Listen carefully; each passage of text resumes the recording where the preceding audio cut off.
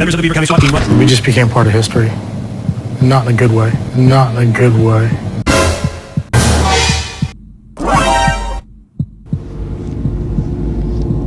Good man. Thank you, guys.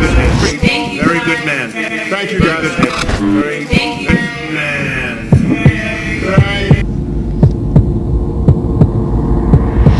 Give me a solid perimeter. Get guys prepped. Clear the building. We not about retribution. This matters going forward. We're in a live exercise here to get this right. Please, President Trump. Please, I hope you have a plan. But God, please save us. We're in a live exercise here to get this right. Hey guys, before we continue, I found that 42% of you who watch these videos are not subscribed. Click that subscribe button to support truth, and click the like button to keep these videos circulated within the YouTube algorithm.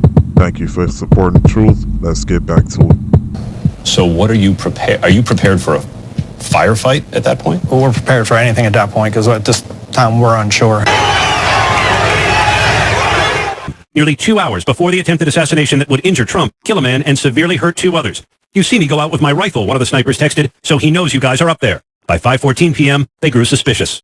The area where the gunman supposedly positioned himself was maybe a little bit over 100 yards from the Trump rally. So the SWAT is on record saying they fumbled the ball, failing to clear the perimeter, which nearly got Trump JFK.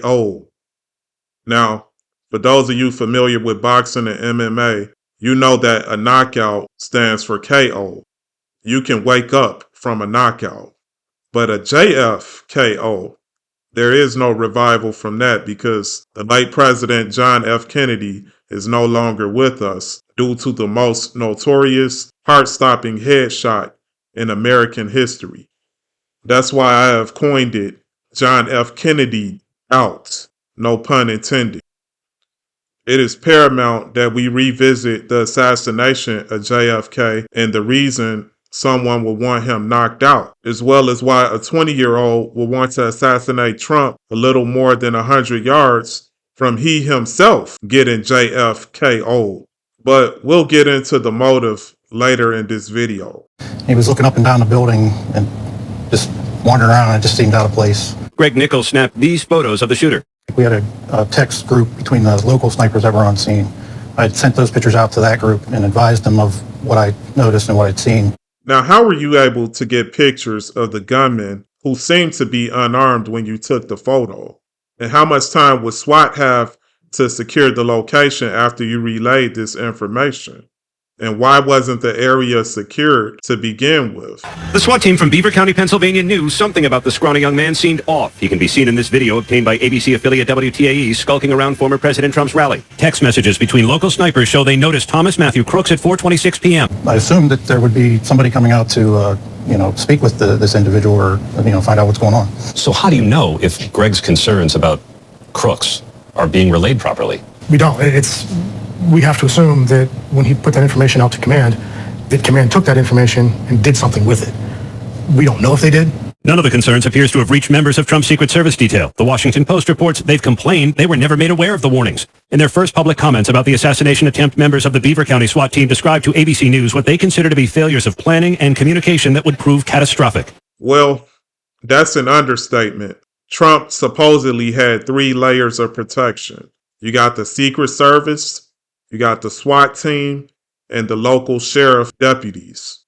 So it would be nearly impossible within that close range of area that needed to be covered for any one of those 3 entities to make sure that portion of the area was covered where the sniper was located. We were supposed to get a face-to-face briefing with the Secret Service snipers whenever they arrived, and that never happened. So I think that was probably a pivotal point where I started thinking things were wrong because that never happened, and we had no communication with the Secret Service. You had no communication with the Secret Service at all on that Saturday? No, not until after the shooting, I believe. Yeah. And by then? It was too late. The team believes it did everything it could have to thwart the attack, but accepts its share of failure. I think we all failed that day. How so? Life was lost. Yeah. People died. If there's anything that we could have done to stop that, we should have done. Okay, let's look a little deeper into the red flags and why would anyone want Trump dead and come so close to getting the job done, allegedly. Now, we know on surface level, traditionally, politicians do need security, so I am not undermining the threat level that they may face. It's more so the close call that nearly ended Trump's life that draws a lot of the red flags, especially this taking place on a Saturday in the midst of an election cycle. In addition to that, Trump was rushed off the stage in 2016. You got to remember that too. Okay, the Secret Service during that time, they took preemptive action and they didn't want to risk it. So they got him off the stage. Also, Barack Obama, he witnessed the failure of his Secret Service detail some years ago when that couple was able to get past security checkpoints at a White House event. And they were even able to take a photo shot with President Obama. So why does this keep happening? And keep in mind that Ronald Reagan survived gunshot wounds his first term in office. And Reagan and Trump, they both have Hollywood roots. Obama and Trump are two of the most polarizing presidents in the last 60 years. So when Trump puts his hand in a pyramid and his SWAT team has their hands in a pyramid, and his spokesman 4 years ago admits that they were running a live exercise, can you see how that raises a lot of suspicion? Also, even after he supposedly survived, the SWAT team exposed his head once again so that he could take the photo shot with his fist in the air. Like, yeah. Like Tiger Woods in his prime at the Masters on Sunday. Again, Donald Trump comes from Hollywood. And also, what has Trump done to warrant an attempt on his life? Besides some random 20-year-old just deciding he wants to end the former president's life. And it's also noteworthy that Kennedy's alleged assassin was 22 years old. His name was Lee Harvey Oswald. I guess the powers that be, they subliminally attempt to paint the narrative that a young person don't know any better. So they're likely to go out and do something stupid. Now, this is the case in more frivolous matters, like these kids who try to be Tony Hawk, or they try to be some daredevil and commit an act that can easily cost them their life. Nevertheless, if any political opponent, or let's say some external threat from Russia or China, if they want to take Trump out, they send a seasoned marksman, a marksman who can not only land a shot, but would not be so careless and get detected wide in the open to where even ABC News has the footage. Psalm 101:7 says, "A liar will not tarry in my sight." Revelation 22:14 and 15 says, "Blessed are those who do his commandments, that they may have the right to the tree of life, and may enter through the gates into the city. But outside are dogs and sorcerers, and sexually immoral, and murderers, and idolaters." You know, those who are Trump supporters and those who support the Democratic Party, no matter how wicked they are. "And whoever loves and practices a lie shall have their part in the lake of fire." See that? Donald Trump practices a lie, and so does Kamala Harris. I'm not placing my vote for neither one of these clowns. All right? They're both wicked. Two sides of the same coin. Just listen to how that woman is plagued by witchcraft, the woman who was crying for Trump to save her. Trump is not going to save you. You're an idolater. The Secret Service had this man covered on the ground for about 40 seconds, at least 40 seconds. That's more than enough time to do things that Hollywood do. Okay? Lights, camera, action. You got to keep in mind that Trump is used to having a team dress his face up in makeup. Okay? As for his policies, what was Trump doing or intending to do or has done that would attract the attention of some very powerful foes who would be so determined to take him out that they send some 20-year-old to get the job done? It's not making any sense. Even with John F. Kennedy, there's no doubt that John F. Kennedy was assassinated. I mean, you see the whole thing on film, all right? But the person who committed the assassination, there's some question to that. Now, I'm going to play several minutes of a production I did 6 years ago when Trump was in his second year of his first term. Remember, it is rare for a president to complete his first term, lose his re-election bid, then run for office again 4 years later as a felon, and then have this much success that Trump has had, making it all the way to the point where Trump has gotten thus far to where he can easily be elected again as president on November 5th. But again, everything I say is alleged. It was Hillary who was supposed to be president, even if it meant delaying then Senator Obama's claim to the office. But Clinton failed to prove herself competent and was considered damaged goods to her handlers. Otherwise, we would have seen a President Hillary Clinton and Vice President Barack Obama from 2009 to 2017, and a President Obama in the present day. And Hillary knows it. That's why she's always pissed off and disgusted with President Clinton. Even when he was looking up and down Ariana Grande, you could see the anguish on Hillary's face. She holds a lot of secrets, but she wouldn't dare tell them because she knows that these shadow men are capable of anything. I'll chime in here to add a bit more context. My source for this information is the late Victor Thorne.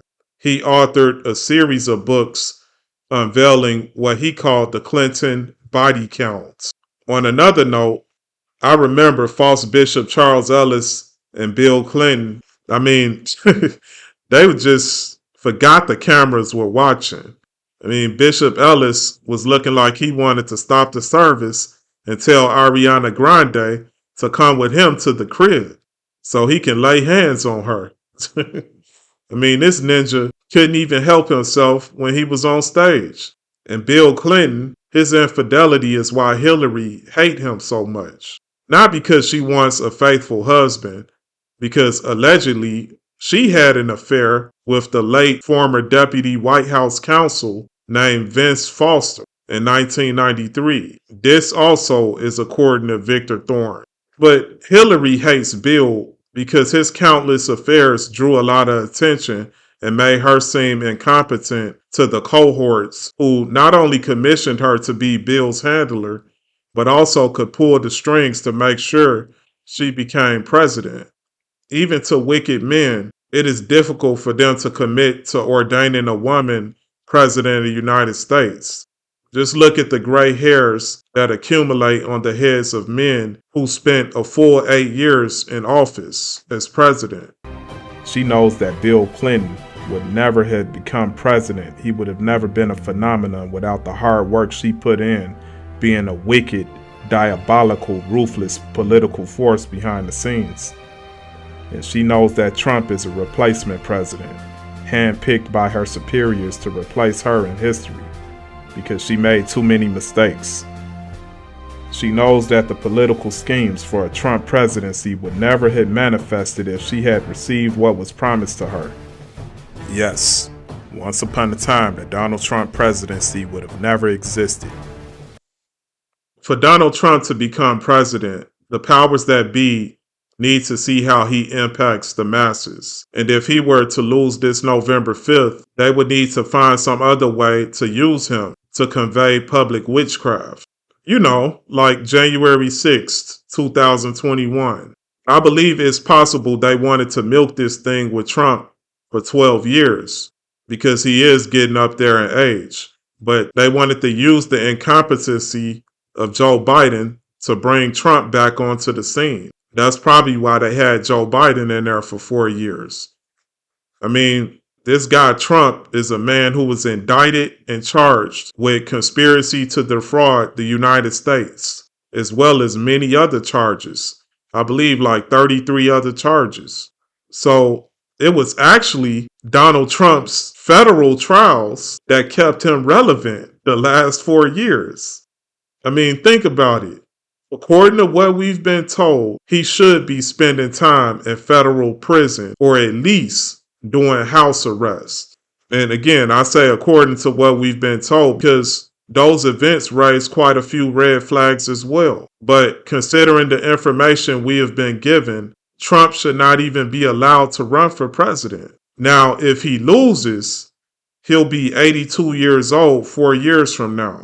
And I don't care how polarizing he is, they don't want to make a 80-plus-year-old man president at the start of a new term. This is why it is likely that he'll win this time, in my opinion. And the president knows the security detail is solid and on point. So when there are cracks and breakdowns in his security, he takes it as a message from his superiors that they are watching him. And every man that becomes president lives with that fear. They each share at least one dark secret. The most infamous successful assassination of the 20th and 21st century, the assassination of President John F. Kennedy, was and a message to future presidents to never reform laws against the Federal Reserve under the authority of bankers. A death so horrific and graphic, executed on national television as a warning to President Kennedy's successors that they are subject to greater powers in dark places. President Kennedy had to be dealt with because he threatened the power of foreign bankers who are stakeholders in a corrupt Federal Reserve System. He spoke out against secret societies and caught on to the corrupt banking schemes that threatened the sovereignty of the United States. He issued Executive Order 11110 to reduce and gradually cease the issuance of Federal Reserve notes.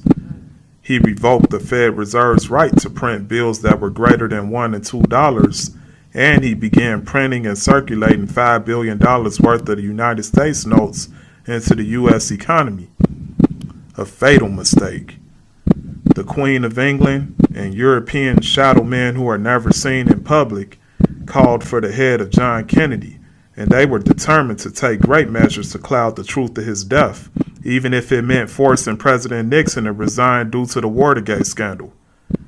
They began to pull hard the puppet strings of President Nixon, his handler Henry Kissinger, and media conglomerates to stay center-focused on the illegal break-in of the Watergate headquarters and not what was murmured on the tapes by the former president. Because the president gets away with illegal wiretaps and break-ins all the time. They wanted those tapes confiscated because Nixon was running his mouth about Kennedy's death. And outside of President Johnson, Nixon was one of the first presidents to learn about the real reason why they took out Kennedy. But Nixon's superiors learned through shadow man Henry Kissinger that President Nixon could not be trusted to keep his mouth shut, so he was forced to resign. And ever since that time, every U.S. president has been kept in line and the selection process more rigorous. Because after President Reagan got shot, they wanted to avoid an awakening to these suspicious assassinations. After all, the president is supposed to be the most heavily guarded man in the world. So to avoid suspicion, they selected men who had incriminating backgrounds before they took office so they can control them.